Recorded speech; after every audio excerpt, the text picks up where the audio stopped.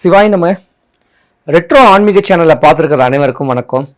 நான் உங்கள் ஜோதிடர் கருப்பசாமி கேஜிஎஃப். 2025 குரு பகவானுடைய வக்ர பெயர்ச்சின்னா குரு பகவான் தான் ராசியிலேருந்து அடுத்த ராசியை இருக்க கடக ராசிக்கு பேச்சுக்கிறதுக்கு நான் உன் ராசிக்கு வரப்போகிறேன், இந்தந்த பலன்களை வாரி வழங்க போகிறேன் அப்படின்னு சொல்லக்கூடிய ஆதங்கத்தை கொடுக்கறதுக்கு தான் பெயர்ச்சி, வக்ர பெயர்ச்சி.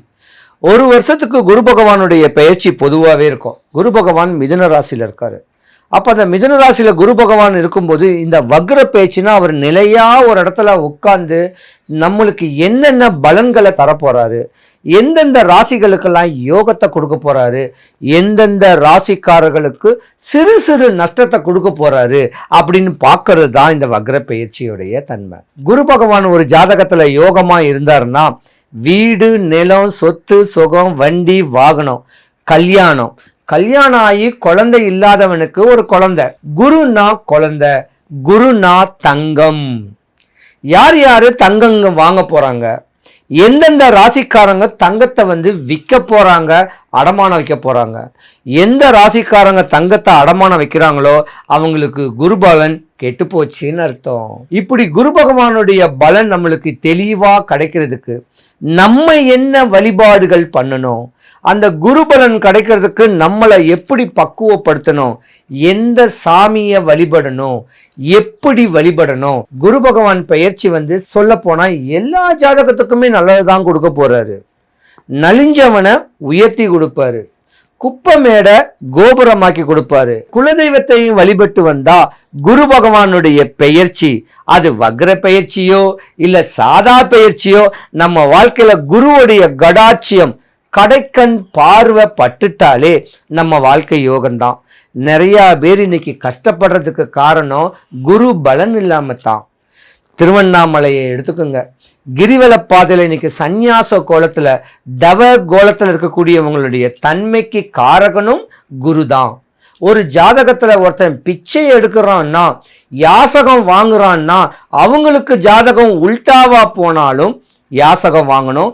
அது குரு பகவான் கெட்டு போனா. குரு பகவானும் நம்ம முருகக் கடவுளும் ஒண்ணு. ஜாதக ரீதியா குரு வக்ர பேச்சு ஆகிறது சந்திரனுடைய வீடுன்னு சொல்லக்கூடிய கடக ராசியில. குரு சந்திர யோகம்னா சூப்பரான நேரம். மிதுன ராசியில தான் குரு பகவான் இப்ப இருக்கிறாரு. இருந்து குரு பகவான் பயிற்சியாகி ஒரு 3-4 மாசம்தான் ஆச்சு. ரிஷபராசியை பொறுத்த வரைக்கும் புதனுக்கு அதிபதியான ஒரு தன்மை உடையது. இதுவே பார்த்தீங்கன்னா புதனுடைய மாசம்தான் சொல்லலாம். இத்தனை வருஷத்துக்கு வரைக்கும் கஷ்டப்பட்டு நீங்க இந்த ஒரு 3 மாசத்துல லாபம் அடைஞ்சிருவீங்க. படிச்ச பண்புள்ள ஒரு பிள்ளைகளுக்கு நல்ல ஒரு வேலை வாய்ப்புகள் அமையக்கூடிய மாதம் இந்த மாசம், புரட்டாசி ஐப்பசி மாசம். குரு பகவான் உங்க ராசியிலிருந்து வக்ர பயிற்சியாகி கடக ராசியில ஒரு 1.5 மாசம் பேசிட்டு மறுபடியும் வந்துடுவாரு. அப்ப இந்த மிதுன ராசியில இருக்க வேண்டிய குரு பகவான் பெயர்ச்சி ஆகிறது உங்களுக்கு யோகம். எவராது உங்க குடும்பத்துடைய தன்மை சீரழிறதற்கு சூனியம் பண்ணாங்கன்னா அது ரிவேஸ் போயிடும்.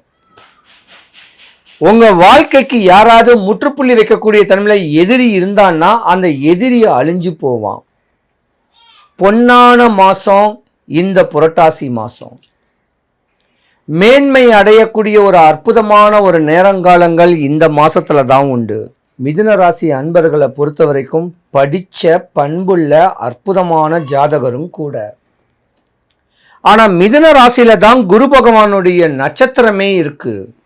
அப்ப இருக்கிற வீட்லயே குரு பகவான் நட்சத்திரம் இருந்திருந்தாலும் அவர் பலன் கொடுத்து தானே ஆகணும். அந்த மாதிரி குரு பலன் இருக்கிறனால உங்க ஜாதகத்துல ஒரு மிராக்கள் நடக்க போகுது. ஆன்மீக தன்மையை பிடிச்சிக்கக்கூடிய நேரங்காலங்கள் வருது. பல கோயில்ல குறி சொல்றவங்க, குருக்கள் சொல்லக்கூடிய ஜோசின்னு சொல்றவங்க கூட இந்த ஜாதகத்துல இருப்பீங்க. உங்க வாக்கு பலிக்கக்கூடிய நேரம் வருது. பலவித மாற்றங்கள் நடக்கக்கூடிய நேரம் மிதுன ராசியில தான் உண்டு. ஏமாற்றமே அடைஞ்சுக்கிட்டு இருக்கக்கூடிய மிதுன ராசிக்கு வெற்றி நிச்சயம். மிதுன ராசியை பொறுத்த வரைக்கும் உங்கள் தகப்பனுக்கும் உங்களுக்கும் ஒரு கட்டத்தில் ஆகாது. மிதுன ராசிக்காரங்க தகப்பன் தான் உங்களுக்கு எதிரியாகவே இருப்பாங்க. அண்ணன் தம்பி அங்காளி பங்காளியும் உங்களுக்கு எதிரியாக தான் இருப்பாங்க. யாருடைய அனுகிரகமும் உங்களுக்கு வராது. உங்களை உயர்த்துறதுக்கு பார்க்க மாட்டாங்க, உங்களை தாழ்த்துறதுக்கு தான் பார்ப்பாங்க. ஆனால் இருந்திருந்தாலும் குரு கடாட்சியம் உங்களுக்கு இருக்கு. நீங்கள் படித்த உங்களுடைய டீச்சரை நினைங்க, உங்கள் அப்பாவை நினைங்க, உங்களுடைய குலதெய்வத்தை முறையாக வழிபட்டீங்கன்னாவே உங்கள் வாழ்க்கை படிப்படியால் உச்சத்தில் போய் வரக்கூடிய நேரங்காலங்கள் உங்கள் ஜாதகத்தில் நிறையவே உண்டு. மேன்மை வரக்கூடிய ஒரு தருணம் யாருன்னா மிதுன ராசி தான். ஆனால் மிதுன ராசிக்கு வேண்டிய பெண்கள் கொஞ்சம் கவனமாக இருக்கணும். படிச்சுக்கிட்டு இருக்கும் போதோ இல்லை காலேஜ் போகும்போதோ இல்லை வேலை வேட்டிக்கு போகும்போதோ காதல்னு சொல்லக்கூடிய நோயில் மாட்டிக்கிட்டீங்கன்னா உங்களுக்கு 2 தாரம் ஆகிடும். தாரம் உங்களை ஏமாத்திடும், 2வது ஒரு தாரம் தான் நிற்கக்கூடிய தருணம் உண்டு. ஏன்னா உங்கள் ஜாதகம் சித்தர் ஜாதகம், சந்நியாசி ஜாதகம். பெண்ணா பிறந்தீங்கன்னா கன்னியாஸ்திரி ஜாதகம். அதனால நீங்கள் கவனமாக இருக்கணும். தான் உழைச்சி தான் தாய் தகப்பன் தான் கணவன் மனைவி பிள்ளைகளை சந்தோஷமாக கொண்டு போகணும்னு சொல்லக்கூடிய தருணமுடைய ராசி இந்த மிதுன ராசி. குரு பகவான் உங்கள் ஜாதகத்தில் இருக்கக்கூடிய நேரத்தினால ஆன்மீக தொடர்பை கொஞ்சம் ஏற்படுத்திக்கிங்க. இப்படி ஆன்மீக தொடர்பை ஏற்படுத்திக்கிட்டா தான் உங்கள் வாழ்க்கை உயர்ந்த நிலைமைக்கு போகும். இல்லைன்னா ஏதாவது ஒரு சிக்கலில் மாட்டிக்குவீங்க. இது மாட்டாமல் இருக்க ஒரு சின்ன வழிமுறையை நீங்கள் ஒன்று பண்ணிக்கணும். எம்பெருமான் வடபழனி ஆண்டவன் முருகன் கோவில், அந்த முருகன் கோவிலுக்கு ஏதாவது ஒரு புதன்கிழமை இல்லை ஏதாவது ஒரு செவ்வாய்க்கிழமை எம்பெருமான முறையாக வழிபட்டு என்னுடைய தன்மை, இந்த மிதுன ராசிக்காரங்க நானாக இருக்கக்கூடிய என்னுடைய தன்மை இனிமேல் நல்லா இருக்கணும், நான் படித்து வேலை வாய்ப்புடைய என் தாய் தகப்பை காப்பாற்றி எனக்கு படிப்புக்கு உண்டான வேலை வாய்ப்பையை கொடு அப்படின்னு சொல்லணும். மிதுன ராசிக்காரர்களுக்கு நண்பர்களே இருக்க மாட்டாங்க. எந்த நண்பரும் உயிரை கொடுக்கக்கூடிய அளவுக்கு ஒரு தோல் கொடுக்கக்கூடிய தோல் சாய நண்பர்கள் இருக்க மாட்டாங்க. நண்பரும் உங்களுக்கு எதிரியாக தான் இருப்பாங்க. ரொம்ப கவனமாக இருக்கணும்.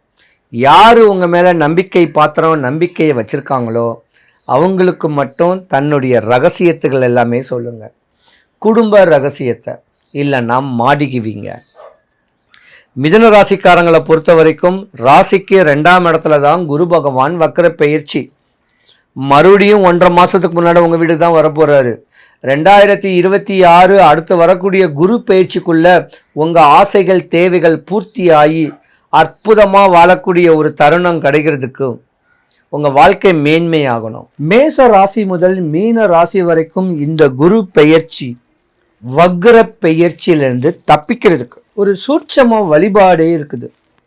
என்னன்னா குருவும் முருகக்கடவுளும் ஒன்று. முருகக்கடவுளுக்கு 6000 கோயில் இருக்கு, 6 பட முருகன் கோவில் இருக்கு.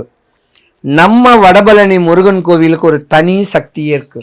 ஏதாவது செவ்வாய்க்கிழமையில இல்லை வீக் டேஸ்ல கோயில் வளாகத்துல கோயில் குளத்தாண்ட பூ வித்துக்கிட்டு இருப்பாங்க. அந்த பூ வித்துக்கிட்டு இருக்கிறவங்களுக்கு 5 முழம் மல்லிகை பூ வாங்குங்க. அதை ஒரு ஜான் கட் பண்ணிக்கிங்க. செவ்வரளி ஒரு 3 முழம் வாங்குங்க. சாமியை பார்த்து பிரகாரம் சுற்றி இருக்கும் போது முருகரும் வள்ளி தெய்வான சமயத்துக்கு ஒரு சாமி இருக்கு, அங்கே செவ்வரளியை கொடுத்துட்டு கோயிலில் உட்கார்ந்துருக்கவங்களுக்கு நீங்கள் நினச்சி வந்த காரியம்லாம் நடக்கட்டும்னு சொல்லி அன்பால புன்முறிவுகளோட உங்கள் தேவைகள் ஆசைகள் எல்லாம் மனசில் வேண்டிட்டு கொடுங்க. வாங்குறவங்களுக்கும் யோகம், நீங்கள் கொடுக்குறவங்களுக்கும் யோகம். பரிகாரம் 1000 இருக்கு, எவ்வளவோ பரிகாரங்கள் இருக்கு. இந்த சின்ன வழிபாட முறையா பண்ணீங்கன்னா உங்க ஆசை உங்க தேவை உங்களுக்கு எல்லாமே பூர்த்தி ஆகுங்க. வடபழனி முருகனுக்கு தனி சக்தியே இருக்குதுங்க. ஆனால் நம்பி போகணும். முடிஞ்ச அளவுக்கு காலையில் போயிடுங்க, இல்லைன்னா ஈவினிங் போங்க. அபிஷேகம் அலங்காரம் பண்ணுற டைமில் கொஞ்சம் பார்த்து கவனித்து போங்க.